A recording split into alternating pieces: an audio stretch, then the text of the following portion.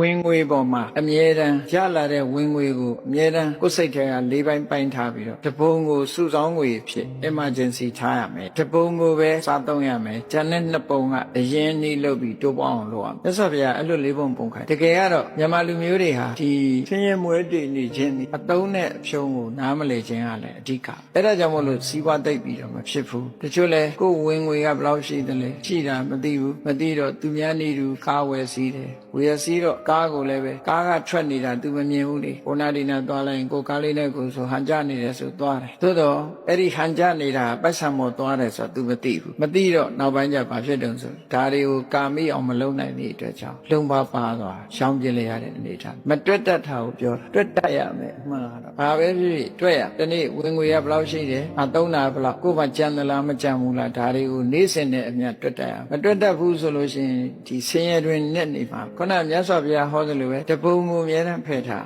နှစ်ပုံကတိုးပွားလောက်အောင်လုပ်ဖို့လုပ်တတ်ရကြံတဲ့တပုံပဲစားတဲ့ထဲရပဲလှူမြတ်စွာဘုရားဒီလိုဆိုတာနော်အခုကတော့မဟုတ်ဘူး၄ပုံပုံရင်၅ပုံလောက်စားတယ်ကြံတဲ့တပုံကကျွေးဗမာပို့ပြီးတော့လုပ်တာအဲ့ဒါကြောင့်မို့လို့ဗမာတွေကစီးပွားရေးမဖြစ်ကြဘူးတိတ်ဆင်းရဲသွားကြတယ်အများစုကိုပြောတာနော်ချမ်းသာတဲ့လူမရှိဘူးလို့ပြောတာမဟုတ်ဘူးချိန်နေကောင်းတဲ့လူကချမ်းသာအကယ်၍သာဒီအတိုင်းလုပ်လို့မချမ်းသာဘူးဆိုတော့ကျွေးမတင်ဘူးအဲ့ဒီပုဂ္ဂိုလ်ကမြတ်စွာဘုရားစကားအတိုင်းလိုက်နာမယ်ဆိုဘယ်တော့မှကျွေးမတင်